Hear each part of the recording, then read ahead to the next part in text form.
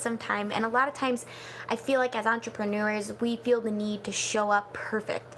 And when it comes to YouTube, I a lot of times feel like I need to have my setup perfect and I have to have my makeup on and all those things. And as a mom now of a 3-month-old, I don't have time for that. So I'm showing up super imperfectly right now, and I wanted to go over goals and how I go about creating goals, especially right now where I'm coming off of a 3-month maternity leave and going into 2022 with this is a bit of unknown because I've never juggled stay-at-home mom life and my business.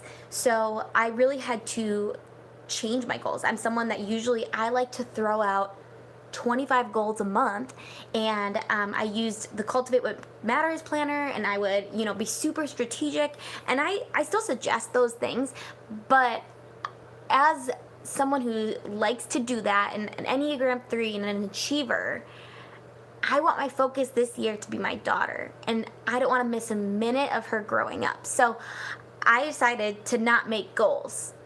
And here I'm doing a video on how to do goal setting. So it kind of shows you I can't not create goals. I have to create goals. It's just like it's in me.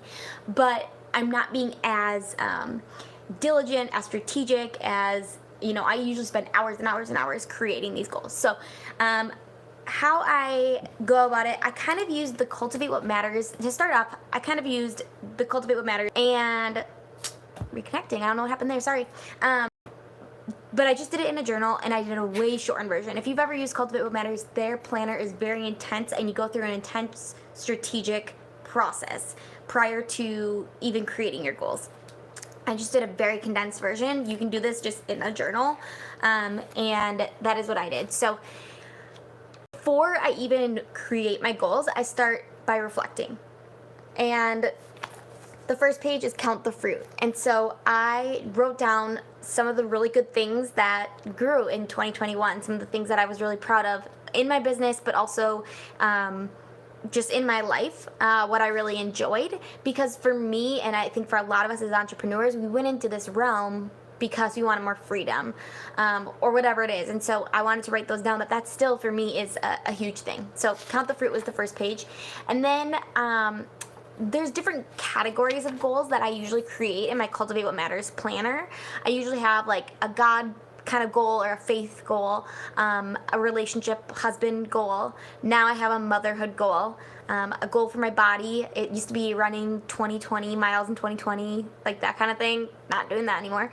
A business goal, and I usually have multiple business goals. This year I'm doing a business goal, a church goal, a money goal, and then my spaces. So something with my house and just trying to create a space in my house. So one year it was my outdoor back deck, creating that a more hospitable place that I would be excited to invite people over.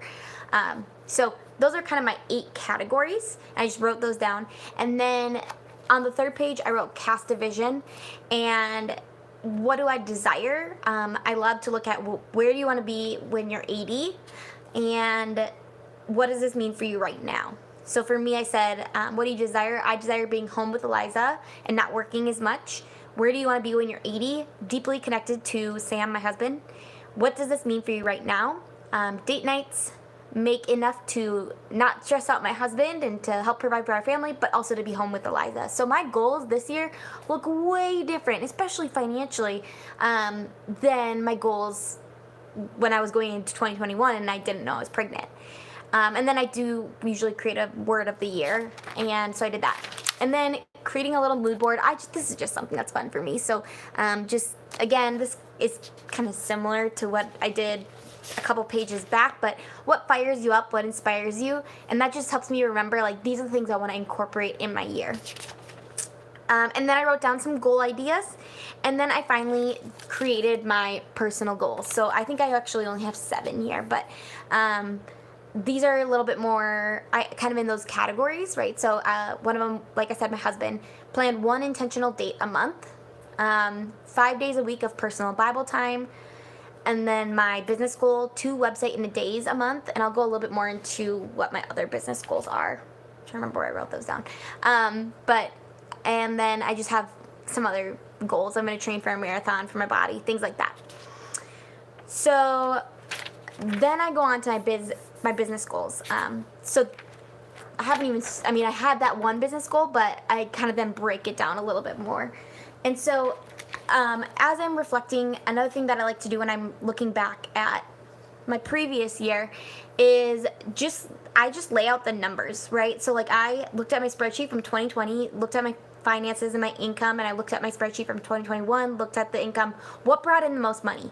And generally that might be the direction in which you go, right? So, but it's interesting because for me, what brought in the most money was my full website design clients, my 6-week website design projects. And when I reflected on, do those bring me life? Is that something that works alongside having a business with a daughter at home? The answer was no.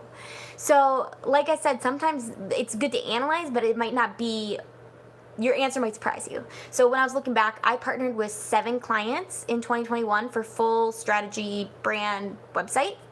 But then I had a total of 9 clients for website in a day. So I had more for website in a day. I didn't promote it more, which kind of shows me, okay, I think that's kind of what my audience wants more.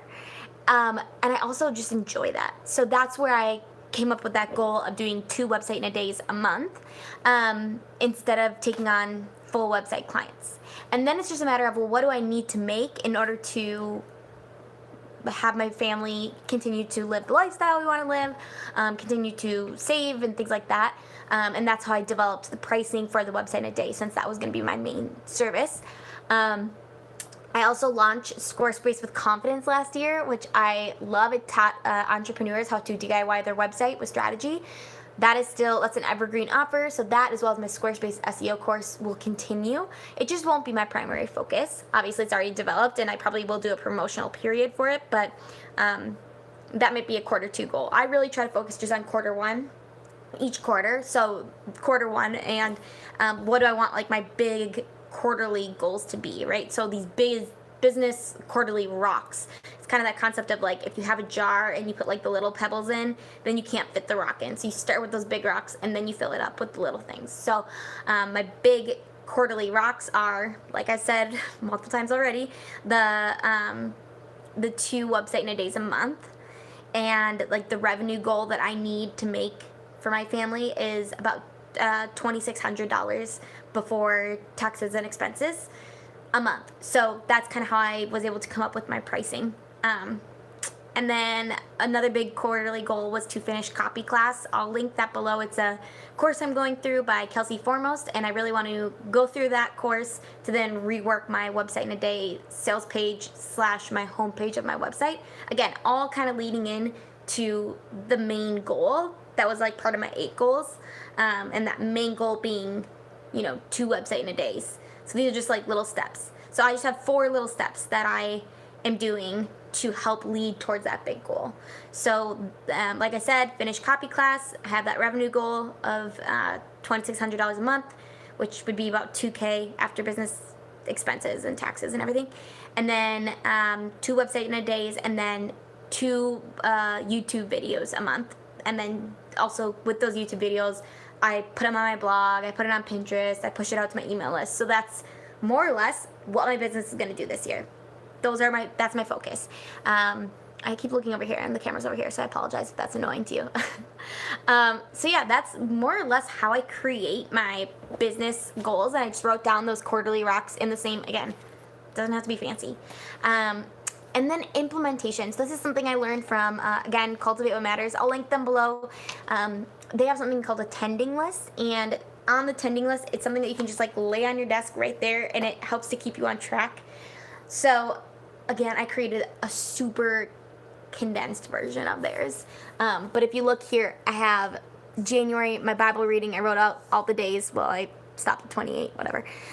So I wrote out the days, and then I'm just going to put X's under the day that I do my Bible readings. As you can tell, I'm not doing great. I've done 4 so far in January. And then my weekly goals, 1 module of Copy Class, so I kind of even broke that down further, as well as, what do we have going on here? Sorry, I don't know what's going on. As well as my YouTube video or email. So just kind of making it a little bit more like right there I can see those are my weekly goals. That'll keep me on track. So like I said, this is like the condensed goal setting planning. If you are busy and just don't have time to do like the whole shebang of goal setting, there are some great entrepreneurs, Schmoyer, Ashlyn Carter, who talk about like how to goal set, Nancy Ray. And if you want to look and like do a deep dive into that, go look at their content. But if you just need something that's quick and fast, like this, to create this little stuff took me maybe half an hour.